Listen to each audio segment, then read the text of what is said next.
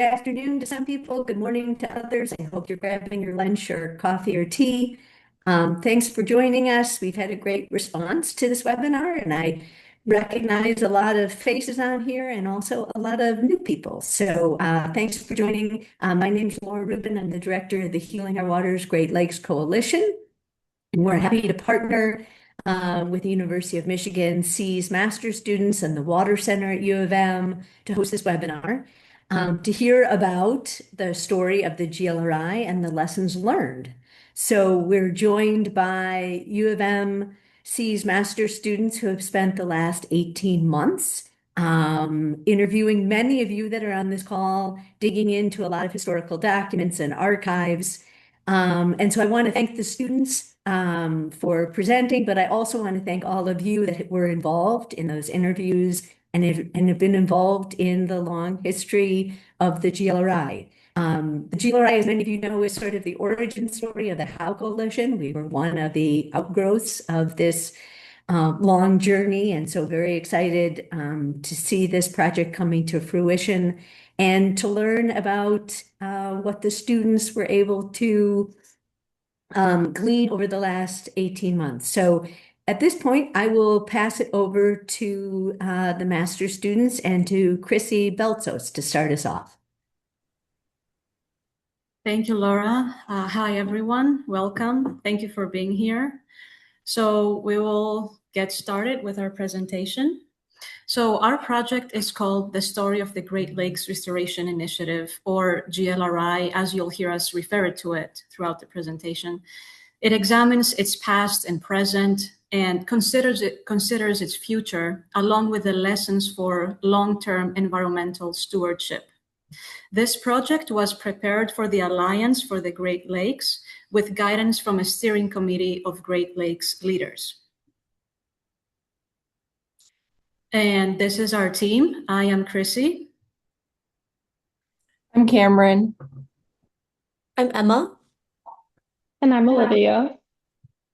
And Will, I believe, is not here yet with us, but we have Will as well in our team. So we'll start with a brief introduction. We'll then walk through our methods, followed by our results and discussion, and we'll close with the key lessons and what this means for the future of Great Lakes restoration. The Great Lakes Restoration Initiative, or GLRI, is a federally funded restoration program launched in 2010. Since then, it has invested over $5.49 billion across the region, and that investment has generated significant returns. Specifically, for every dollar invested, $3 are returned in economic benefits. And as many of you are familiar with already, there are over 8,800 projects that have been supported across the region, as shown on this map. GLRI is widely considered one of the most successful restoration programs in the United States, not only for its environmental impact, but also for its economic and community benefits and its ability to maintain bipartisan support over time. However, despite this success, its history has not been well documented. By looking into this history, we aim to understand why the GLRI has been and continues to be successful and what lessons can be carried forward. These lessons are important not only for our team and partners, but also for future Great Lakes leadership and for other regions facing similar challenges. And at the same time, these lessons help us understand how the GLRI must continue to evolve to address increasingly complex issues such as climate change, emerging contaminants, invasive species, and environmental injustice. Next slide, please. Thank you. So building on that, we approached this study using three main methods. First, we conducted a literature review to build a strong foundation and understand the broader historical, political, and environmental context that led to the creation of the GLRI. Second, we conducted 82 interviews with a wide range of Great Lakes stakeholders, organizations, and leaders such as these people. These interviews were central to our work, helping us reconstruct key moments, decisions, and perspectives that shaped the GLRI over time. The table here shows the breakdown across different groups. Document review and analysis from NWF and how coalition and personal documents were also part of our research. These interviews were central to our work, helping us reconstruct key moments and decisions and perspectives that shaped the GLRI over time. And the table here shows the breakdown across different groups. Finally, we collected and analyzed primary documents, as we already said, and at the conclusion of our project, interviews and documents will be archived at the Bentley Historical Library at the University of Michigan. Overall, these documents helped us validate and complement the interview narratives and fill in gaps where certain events were less emphasized. I'll pass it on to Cameron.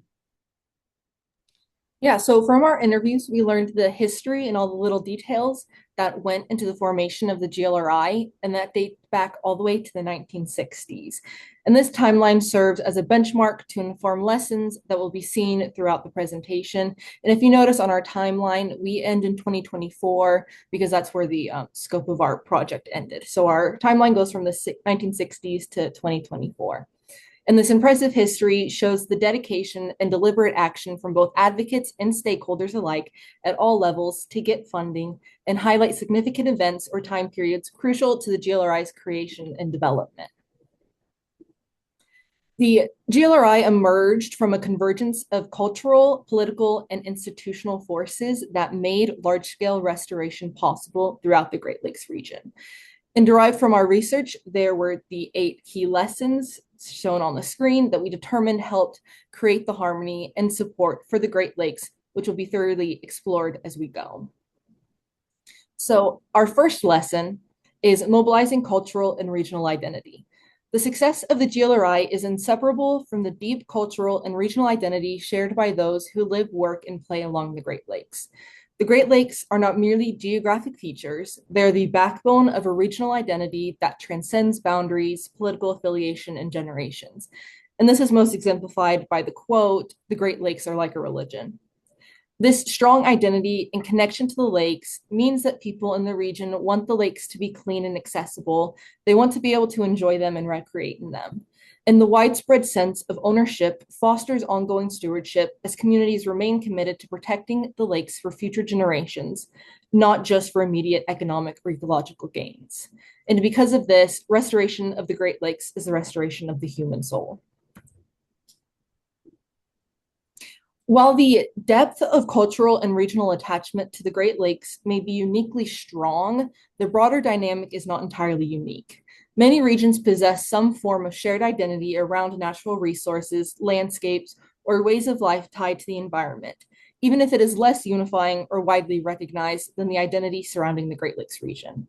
The GLRI demonstrates that when this identity is acknowledged and intentionally mobilized, it can serve as a powerful foundation for building public support, aligning grassroots and grass-tops endeavors, and sustaining long-term restoration efforts. While the Great Lakes' exact cultural context and importance may not be replicable, other regions can identify, strengthen, and leverage their own place-based identities to support environmental efforts. Our second lesson is the importance of laying legislative and federal groundwork. So around the 1960s and 70s, the Great Lakes were severely polluted and degraded. And before restoration can begin, you need to stop the bleeding. You need to stop contamination and regulate pollution.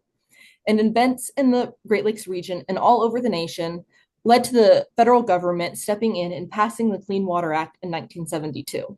And there was some success from the Clean Water Act, specifically improvements in water quality in Lake Erie. However, because the Clean Water Act set nationwide pollution standards, it was not specific enough to help the Great Lakes. The long water retention times and the prevalence of toxic chemicals exacerbates pollution in the lakes.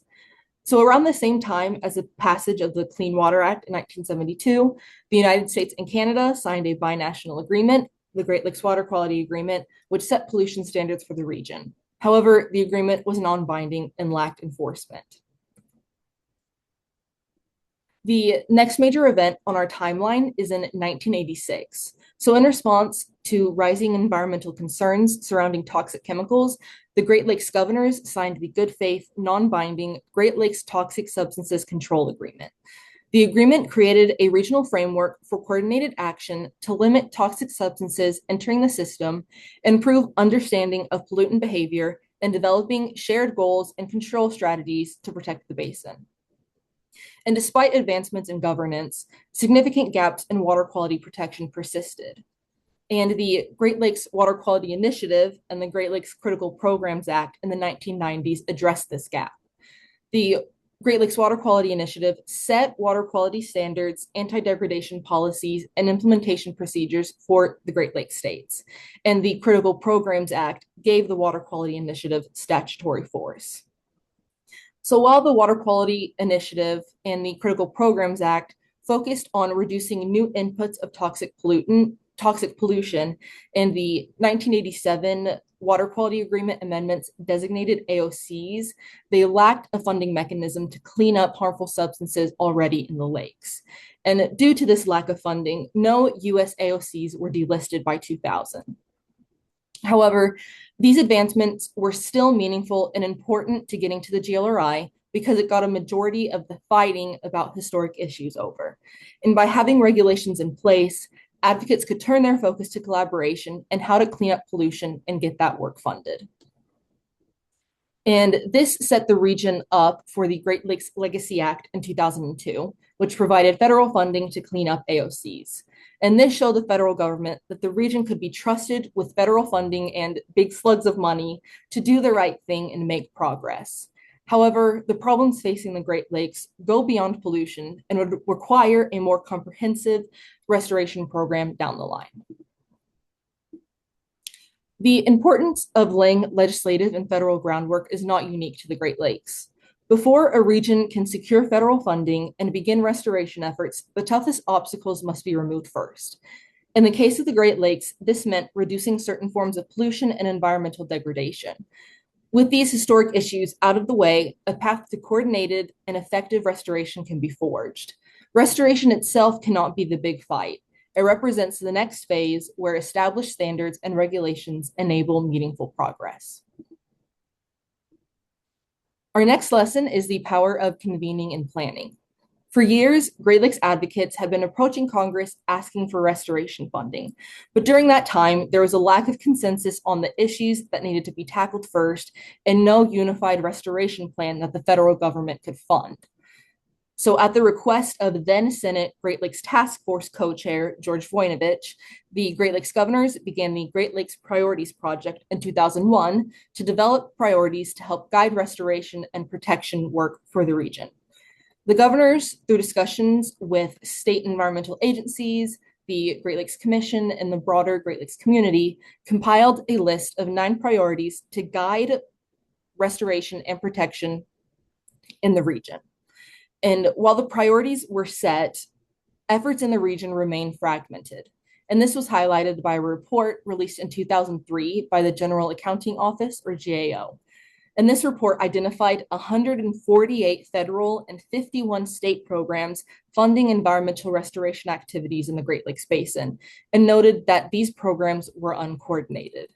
The GAO recommended better planning, coordination, and monitoring, and called upon the federal government to assume that coordination role and to include all orders of government, stakeholders, and right holders in the effort.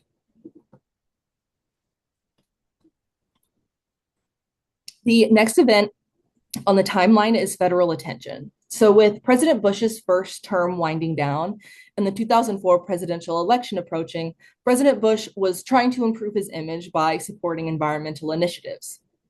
It is also important to note that during this time, a majority of the Great Lakes states were swing states. So President Bush was also vying for support and votes in the region for his reelection. And this led to President Bush issuing an executive order in 2004. This executive order created the Great Lakes Interagency Task Force with the goal of bringing the federal agencies into alignment on Great Lakes programs, fundings, and implementation. The Interagency Task Force would play an important role for the GLRI, which we will talk about later. The executive order also called for a regional collaboration of national significance for the Great Lakes. And this led to the formation of the Great Lakes Regional Collaboration, which convened over 1,500 Great Lakes stakeholders to create a unified plan for Great Lakes restoration and protection. This plan outlined a series of recommended actions and activities for 8 priority areas. On the left, you can see the governor's priority areas, which were all used for the regional collaboration, except number 9, which was the issue of water use and diversions, which was not included in the regional collaboration because it was already being worked on in what would eventually become the Great Lakes Water Resources Compact. So you can see how the priority areas from the governors and the regional collaboration later informed the GLRI's focus areas. And again, because the plan from the regional collaboration was scientifically legitimate and was part of this collaboration with a large range of stakeholders and had buy-in from partners, it showed the federal government that the region was serious about restoration and getting funding. And since the regional collaboration was formed at the behest of President Bush, the then EPA administrator, Mike Leavitt, was the leader and convener. And because of Leavitt's role as EPA administrator, he had the power to pull everyone together. There were federal, state, local, and tribal representatives, as well as Canadian, NGO, scientific, and industry leaders involved in the regional collaboration. There was also involvement and support from elected officials, which can be seen in this picture. There are former governors and mayors from across the aisle, as well as binational and tribal representatives.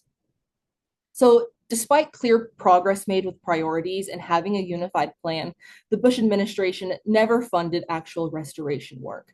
But having this widespread support made it easier for Congress to eventually invest in the Great Lakes. For the Great Lakes region, the importance of having a convener of authority who is capable and willing to leverage political capital cannot be overstated. The convener of authority effectively brought together Great Lakes advocates at all levels through the regional collaboration and unified their efforts into a cohesive plan capable of gaining federal support. Without this kind of unification, exemplified by a clear and effective plan for the use of federal dollars, Congress is unlikely to appropriate funds. And by drawing inspiration from the Great Lakes, other regions can elevate their restoration efforts through the power of convening and planning. Our next lesson is modeling success from other initiatives. So before and during the GLRI, Great Lakes advocates looked to other regions, specifically the Everglades and Chesapeake Bay, to build bridges and find commonalities through informal information sharing networks created by national organizations like the National Wildlife Federation. The cross-regional partnership helped Great Lakes advocates think about some of the common lessons that could be learned from one part of the country that would be useful in the Great Lakes. Stories derived from these networks of federally funded restoration projects in the Everglades and aggressive nutrient reduction goals in the Chesapeake Bay helped crystallize the vision of what the Great Lakes could achieve with federal restoration funding.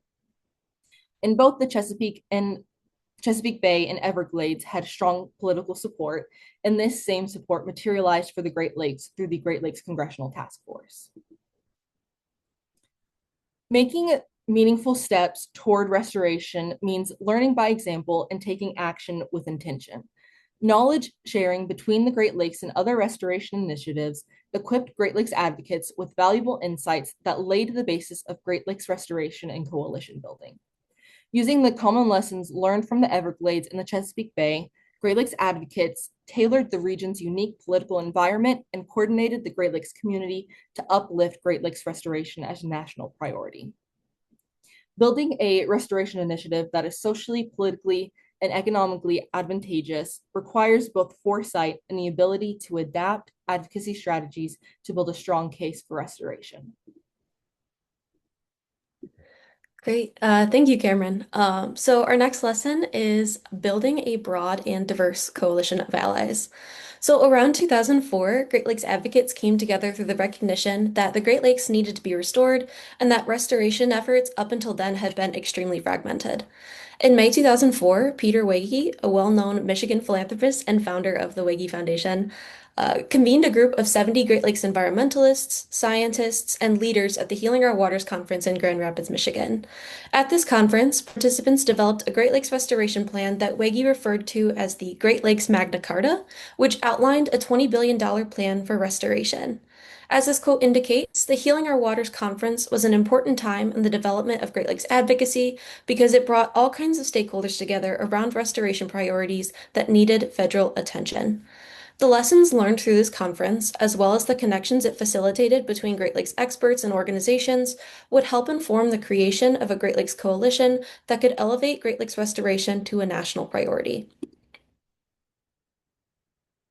In November 2004, around the same time as the regional collaboration, the Healing Our Waters Great Lakes Coalition formed through financial support from Peter Wege, the National Wildlife Federation, the National Parks Conservation Association, and other Great Lakes foundations and funders.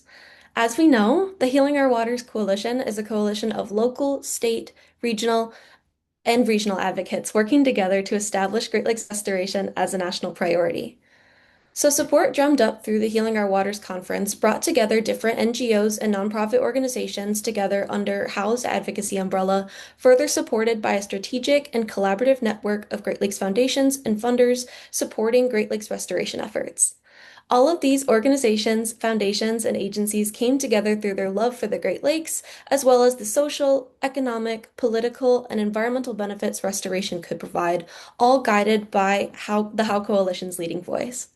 The How Coalition's leadership was very instrumental because its collaborative structure allowed coalition members to work in tandem, projecting one unified restoration message that reflected the strength of the region's need for federal funding. However, the How Coalition was not the only group advocating for Great Lakes restoration. Local, state, regional, and tribal entities also pushed for restoration funds and shared the How Coalition's vision of a unified and protected Great Lakes region. Unlike other regions, Great Lakes advocates were also able to ally with the most unlikely of supporters, like Great Lakes businesses and industries, through the economic benefits of Great Lakes restoration, developing an interdisciplinary and bipartisan support network, and keeping a majority of stakeholders in the region engaged with restoration. Their inclusion ultimately legitimized the region's restoration ask and helped develop a comprehensive restoration plan that could be supported by all Great Lakes stakeholders. This even helped bring in Great Lakes congressional leadership who saw the potential benefits of federally funded restoration in their districts. Ultimately, creating an interdisciplinary and bipartisan support system for Great Lakes restoration and the GLRI has been vital to ensure that the program remains strong and continually funded. This support has protected the GLRI from political threats and budget cuts under different presidential administrations. The impact of a restoration initiative depends on its network of support and not just potential socioeconomic or environmental benefits. Building a strong, diverse base of support and reaching consensus despite potential social or political differences reinforces the importance of restoration to federal leadership by concentrating and strengthening a region's restoration message. Consensus can be reached through appeals to different stakeholder motivations, including economic incentives, political capital, or place-based reverence.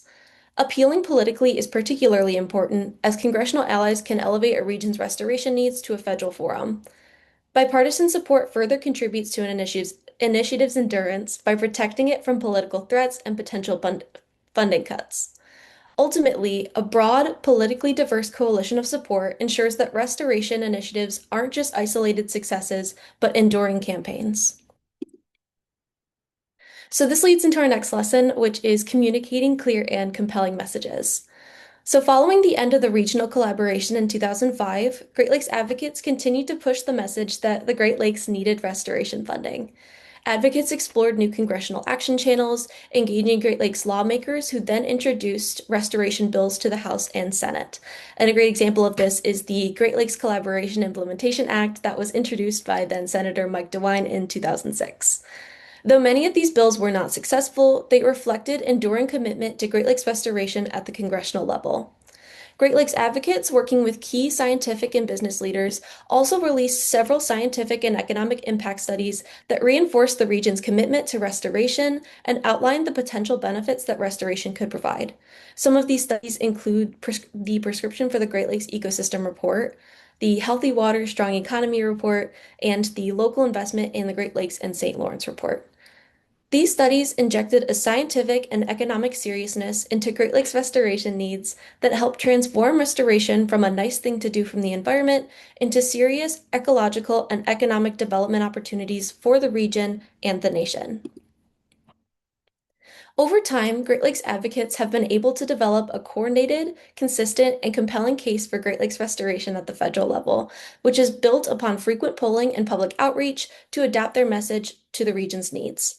For 20 years, the How Coalition has brought advocates to Capitol Hill during Great Lakes Days to push for Great Lakes restoration funding, sharing personal stories of positive restoration impacts in their community, as well as restoration impact studies to ensure that congressional members continue to support and fund the GLRI. A few of our team members were fortunate enough to actually participate in this year's Great Lakes Days, as you can see in this picture.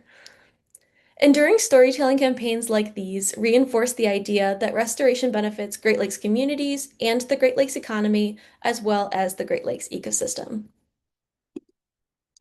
A significant contributor to GLRI's success has been the proven economic benefits of restoration, coupled with stories documenting the need for and impact of GLRI dollars.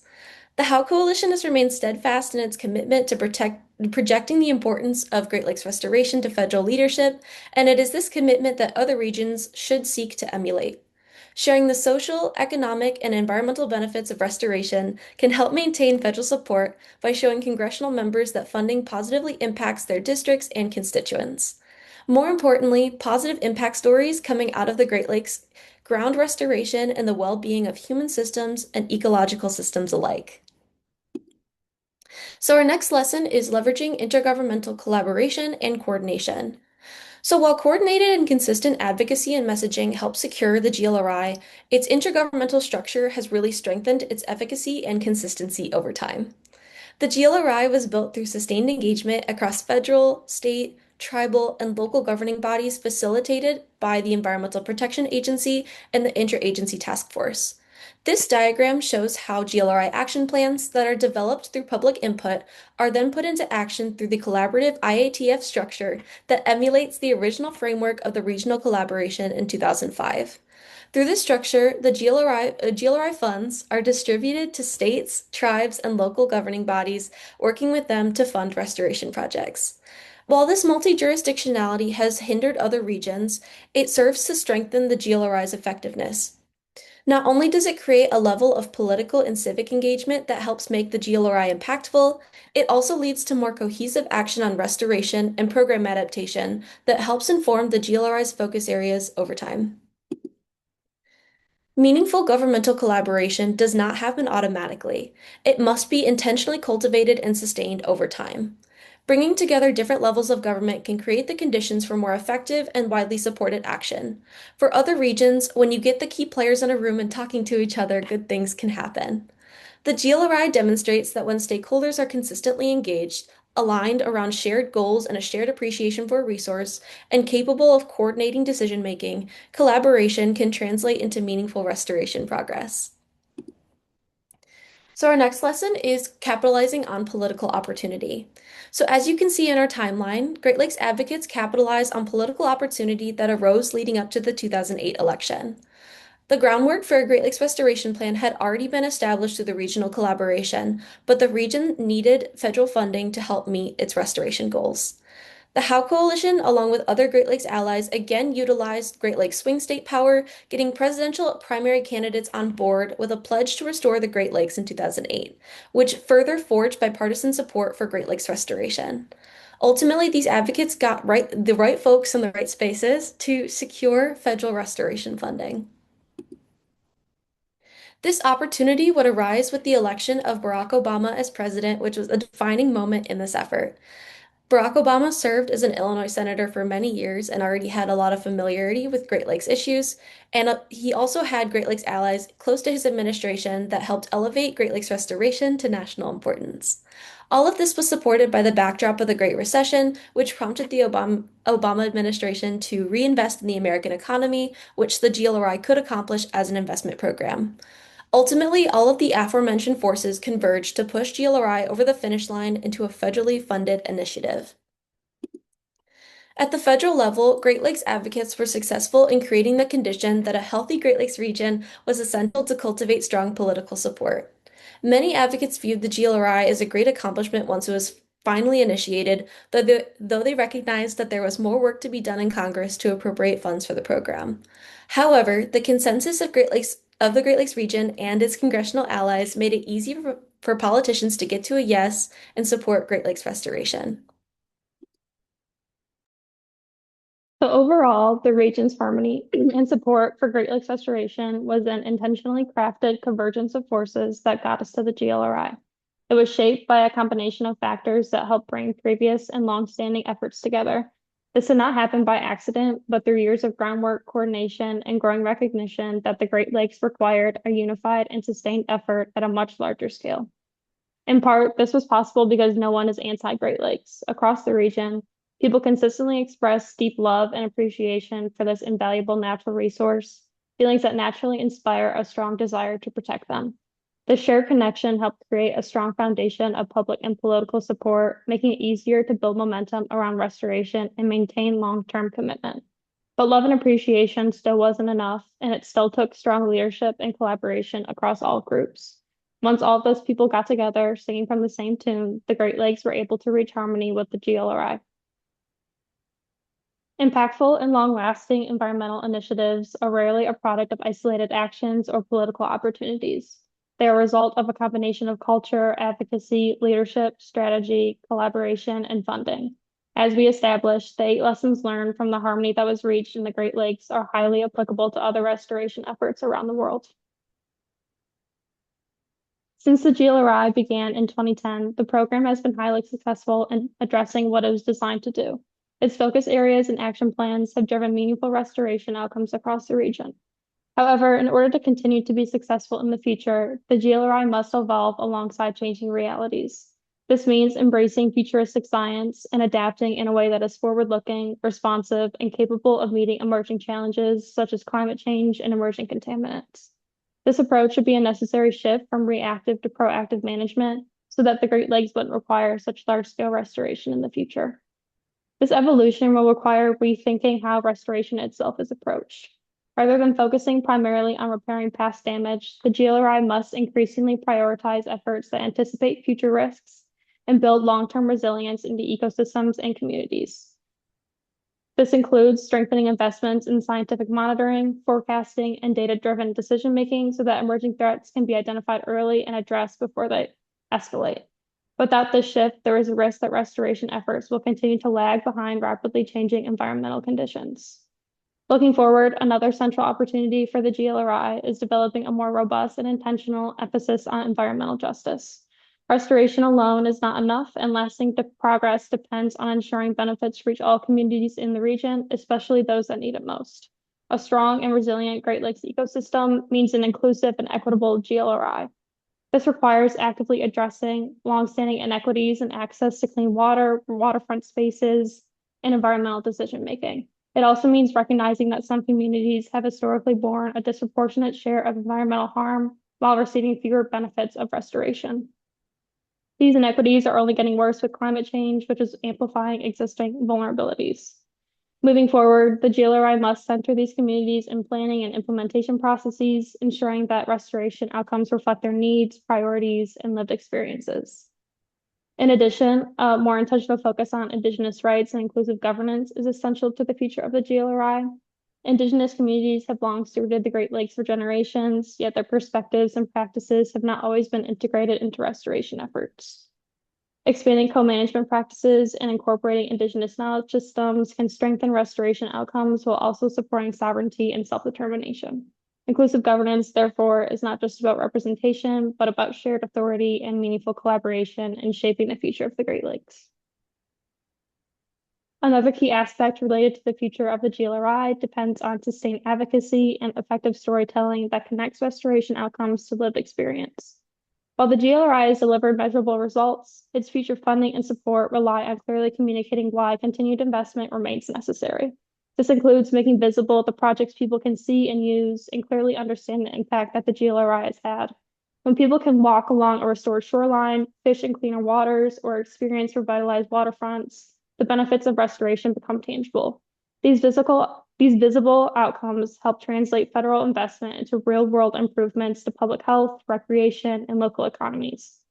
At the same time, storytelling plays a critical role in maintaining political will and bipartisan support.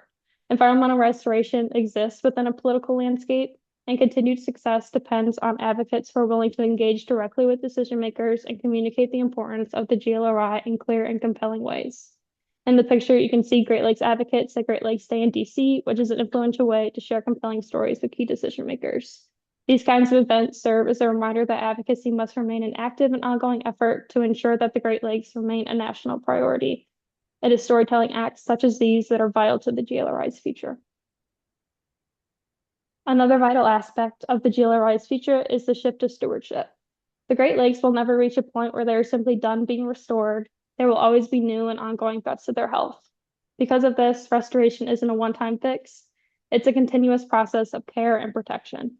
At the same time, restoration is both costly and time-intensive, and many people understandably want to see a clear endpoint where the lakes are considered healthy or restored. But that expectation doesn't match reality. Instead of focusing on an end to restoration, the future of the GLRI depends on reframing the goal, not just cleaning up or restoring the lakes, but committing to long-term stewardship. In the picture, you can see a prime example of some Great Lakes stewards in action at Great Lakes Day in DC. So in this context, stewardship means recognizing that the work is less about reaching an end and more about sustaining and enhancing the Great Lakes over time. It also means maintaining investment even after visible restoration milestones like AOC delistings have been achieved so that progress is not reversed by new or persistent threats.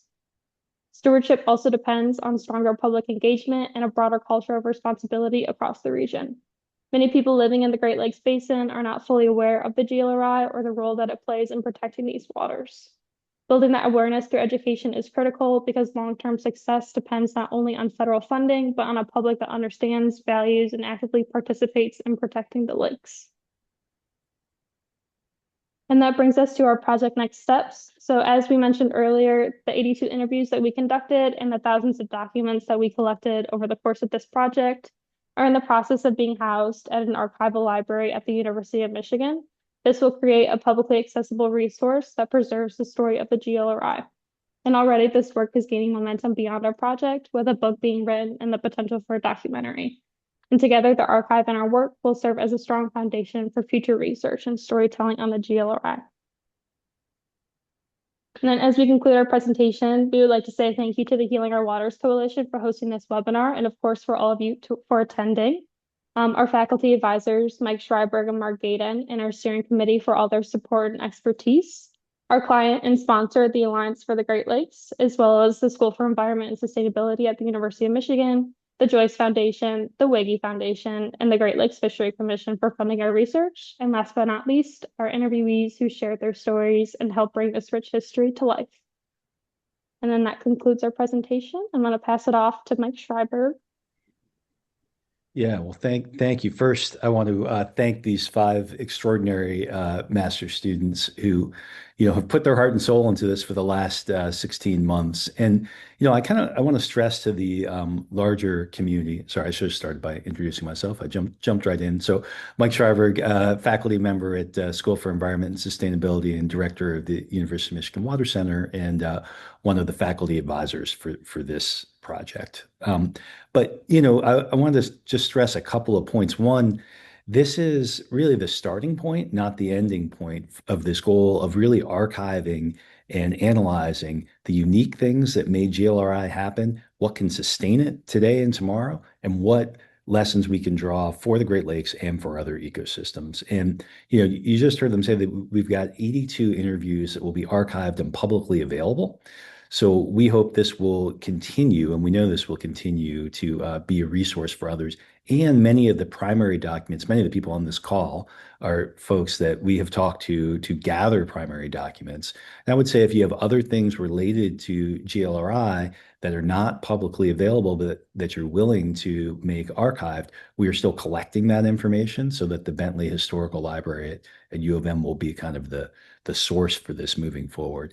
And finally, I want to thank, I saw Dave Ulrich is on this call. He was the leader of this all-star cast of steering committee that you just saw up there that's been guiding this project all the way throughout. And I would just say for me, it's been a pleasure and joy just to hear some of these stories. I was involved with some of these early on and not others, but to hear that all the way through and to help carry these lessons forward for the current generation and future generations on this. And finally, I just want to say that, one thing that's really interesting about gathering these perspectives is that there's not a story of Great Lakes restoration in GLRI. Maybe it's obvious to say this, but there are multiple and sometimes competing, but certainly overlapping stories of how this came to be. And one thing I want to commend the students for is taking these, different threads. We kind of talked about weaving together threads throughout this into this comprehensive story.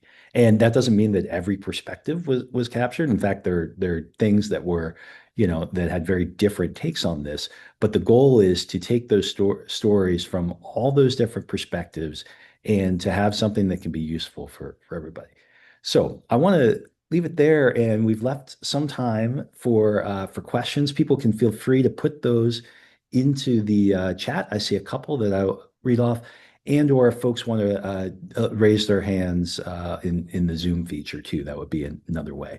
So let's get into it. I see a question right here. What policy mechanisms, whether at the federal or state level, do you think are most effective for institutionalizing environmental justice and restoration work, particularly in terms of accountability and enforcement? So I don't know. I might pick on you, Emma, as an environmental justice student in this, or any of the students who want to pick that one up. Yeah, I could certainly get started. Well, first, thank you very much for that question.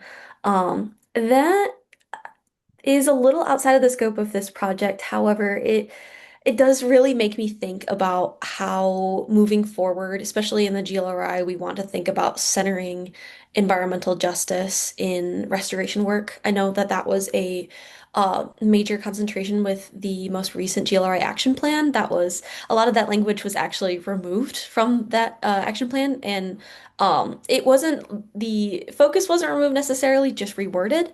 So I think. Personally, that is a really interesting question. Cameron, Olivia, Chrissy, feel free to jump in. I think personally, making sure that that focus remains in the GLRI is super important. The GLRI is non-regulatory, so I can't think of any regulatory mechanisms that come to mind per se, but just making sure that even in this era of deregulation and attacks against DEI and environmental justice, that we're keeping that work central to what we're doing in the Great Lakes and what the GLRI is funding. Great. Thanks. Elaine, I see you have your hand raised. And Elaine, while you're unmuting, one thing I meant to say is today marks the public launch of this report. I put the links in the chat. So if folks want to download the full report, and we're going to be releasing it publicly today. So go ahead, Elaine. Thanks, Mike. And I did find that report. I saw that link, and I'm looking forward to delving into it.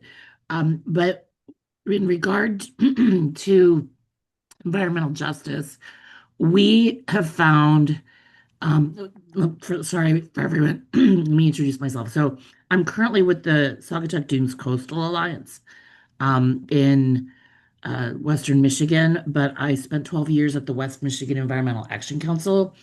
And our experience interviewing partners and some of the work that we've done is GLRI can sometimes not address the environmental justice components because of the requirements of having shovel-ready projects and not having as much focus on planning. Sometimes communities with fewer resources are left out. And so I've brought this up to members of Congress when we've talked about it at Great Lakes Days. It's something that hasn't really risen to the top. And I think that there's a lot of room for advocacy for it to do so. So that's my 2 cents on that question because it is something I've been involved in trying to elevate. Yeah, thank you. Elaine, any reactions from the students? I think that's really great. I would also advocate for something similar. I think that in our work and our recognition that oftentimes the benefits of restoration aren't equally distributed amongst communities, and the resources to get restoration projects going in those communities aren't necessarily there. So I think that that focus definitely should be incorporated into the GLRI's funding structure moving forward, not just having plans ready to go, but giving communities the resources and tools in order to get plans off the ground in order to get those started as well. So thank you for that. Okay. I want to lift up one comment from John Flesher, who many of us know as his long role as an AP reporter covering this. But John's got a request in there, and John and I have talked about this a couple times, but he's doing some work on the connection between environmental protection and religion and spirituality with a strong focus on the Great Lakes. And John's got his contact in there. And so if folks have things that they want to connect directly with, please get in touch with John. But I just wanted to lift that up so it wasn't lost in the flow of comments. We've got a question from Carrie Humphrey, which is GLRI monitoring the Enbridge Line 5 issue?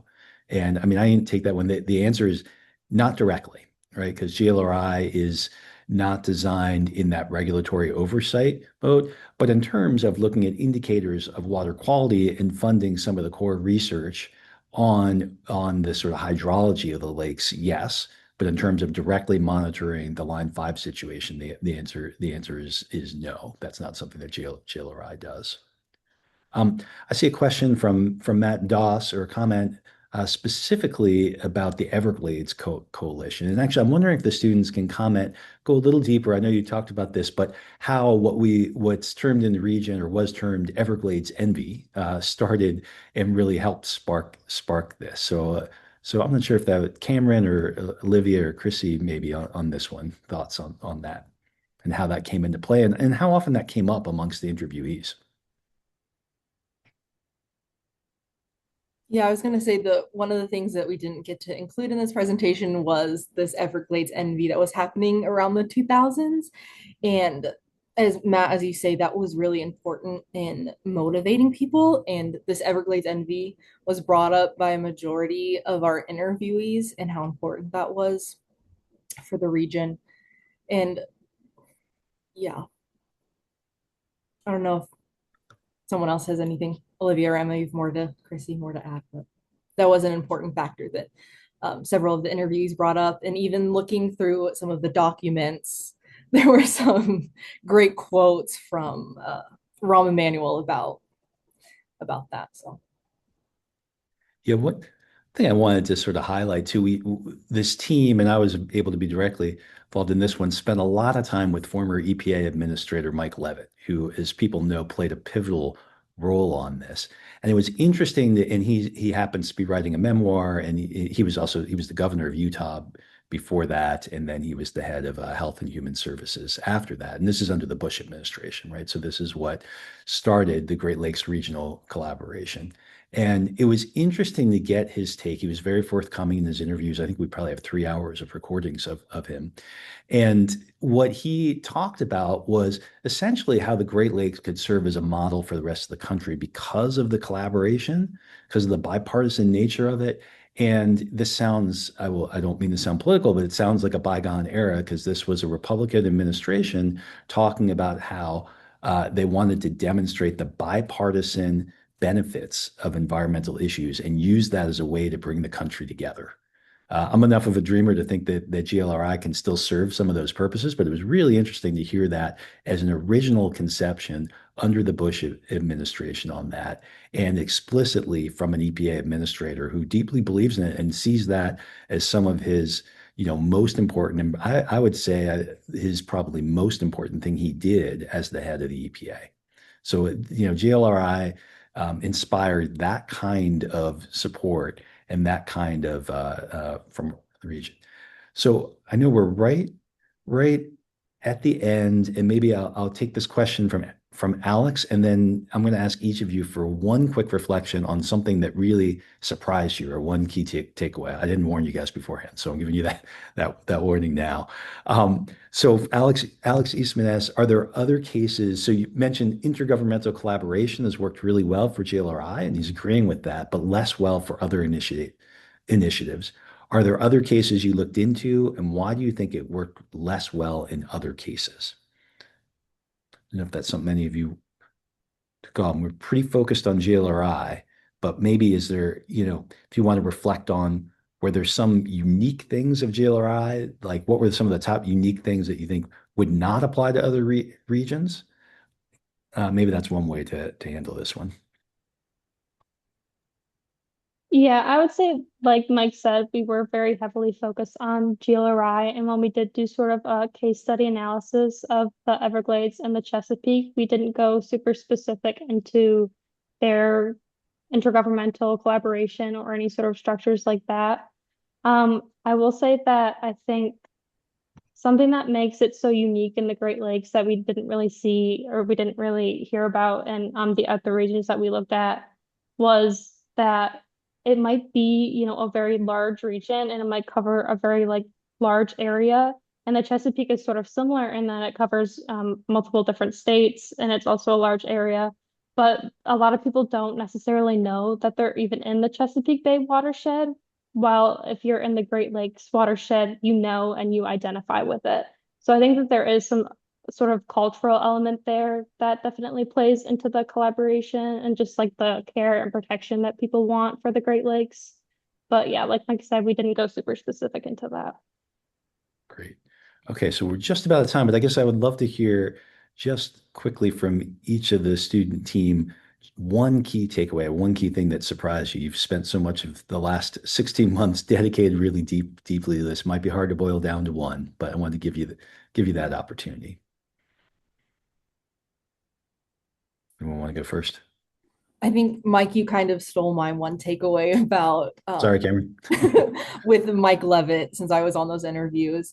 Uh, just the fact that the regional collaboration was so formative in the GLRI and that it was formed under a Republican administration, I think it just shows the bipartisanship in the region. For me, it would be the Great Lakes Legacy Act in 2002, which was the actual first time we see investment money coming in and funding really happening. So I see that as a milestone for the preparation for the GLRI, because funding is everything. It's all about the money and how Congress is going to fight for it. So yeah, I was very interested into that time period personally. I can go next. This is more of a broader thing, but we've been working on this project for 18 months now, so it's very fresh in my mind, all the meetings and discussions that we've had. And the one thing that I really have taken away from this project is the dedication that a lot of our steering committee members, a lot of our interviewees, a lot of even us in general had towards making sure that both the GLRI remains funded and strong and that it develops in a really positive way.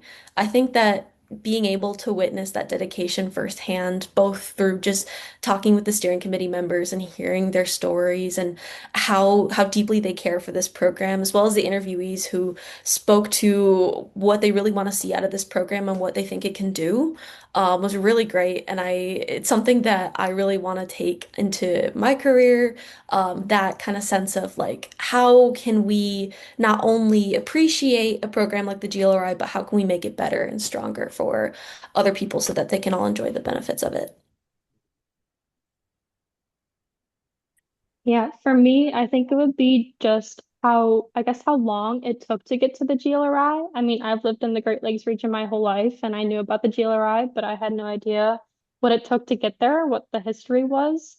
Obviously, we showed on our timeline that it started all the way back into the 1960s, and that timeline was sort of hard to put together. I mean, obviously, there are so many events that we could have included that probably weren't on there, and I'm sure there's a lot of different versions of it out there, but that is what we found, and it was just really inspiring, I guess, to see the work and dedication of advocates all the way back into the 60s and how we can see, I guess, its outcome in the GLRI today.